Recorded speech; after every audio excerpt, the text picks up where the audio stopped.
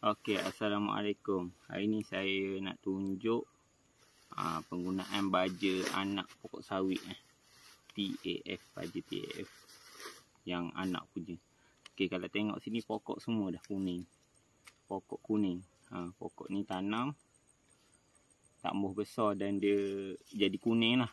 Jadi kita tengok berapa lama kesan kalau kita guna baja TAF ni. Pokok kuning ni menjadi hijau berapa lama tempoh dia.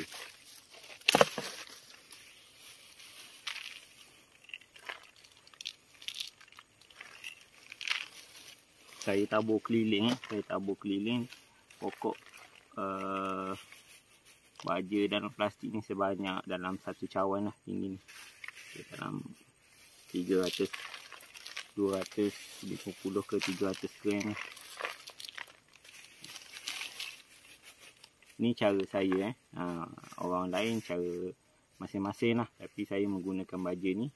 Alhamdulillah pokok kuning ni, yang mana pokok kuning semua dah hijau dah. Semua sudah cantik.